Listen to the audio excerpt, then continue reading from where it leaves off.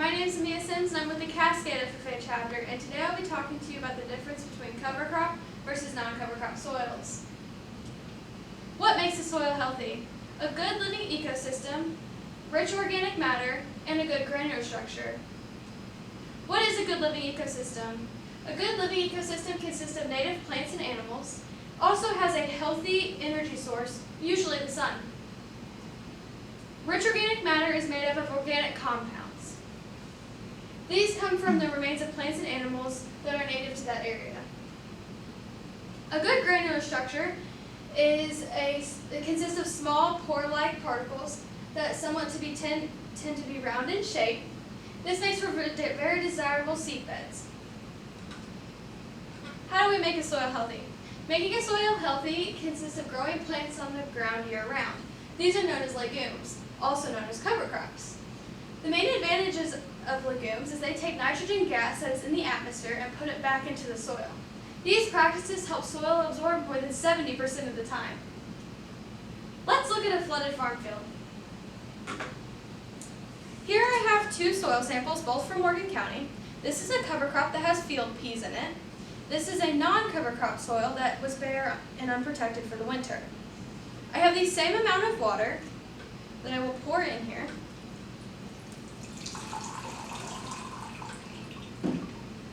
As you can see, our cover crop soil absorbed the water, keeping it in with less runoff. The non-cover crop soil just drained right through. So in response to this, your cover crop soil is going to hold that water in and be able to use it for the plants, especially when we get those heavy downpours. Let's look at an urban setting. As much as it's important to have healthy rural county soils for our farmland and our animals, we also need to have healthy soil for our urban settings, our cities, to prevent runoff and flooding. In this fish tank, I will be exampling a heavy downpour on a farm field that's going to run off into a city.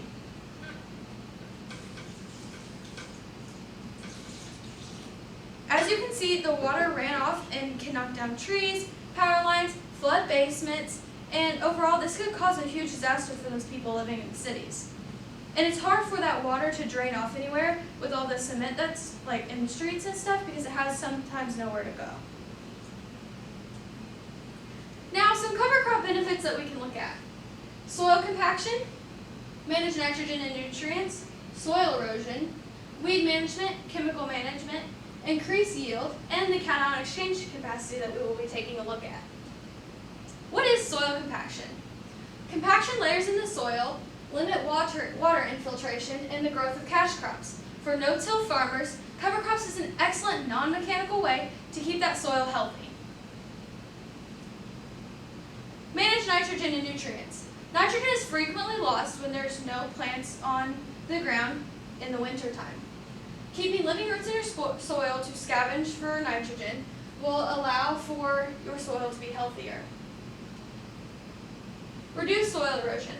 Soybeans tend to increase soil erosion after harvest because they leave less residue behind.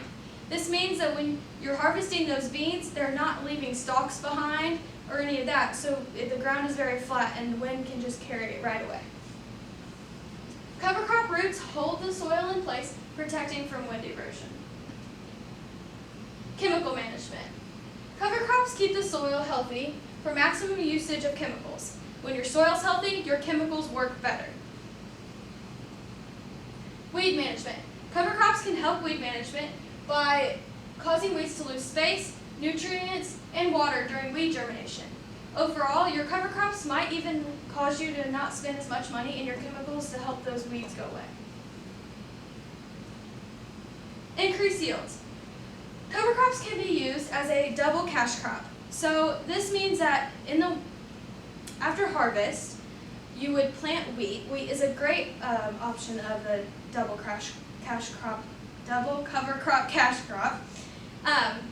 You would plant it right after harvest. It would grow all winter long, keeping that ground with something on it over the winter. And then you would harvest it in the July area, and then you would drill beans right after you harvest it. This means you're getting two cash crops in 1 year, and that's going to allow you for an increase in profit.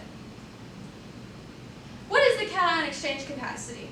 The cation exchange capacity is the amount of pH in the soil. This means this is measured in pounds and is more related to the nitrogen nutrient that we have. So this means that in a normal field, like a 40-acre field, your cation exchange capacity will be like 150 pounds. So this means that you don't want to put 100 pounds of nitrogen on it because that ground's going to need 50 more pounds, and so you're going to see some deficiencies in your crops and maybe even lower yields. On the flip side of things, we also don't want to put 200 pounds of nitrogen in because we're going to have 50 more pounds than we need, and that soil, it's going to have it running off when it rains, and it's just going to be a waste of time and money. Now let's take a look at some common cover crops. Crimson clover, which is what we have here, is known as a fixer. A fixer cover crop means that it is going to take the nitrogen in the atmosphere and put it back into the soil. They're great cover crops. They protect from erosion. Their roots are really long, and when fully grown, they will actually spread out pretty far.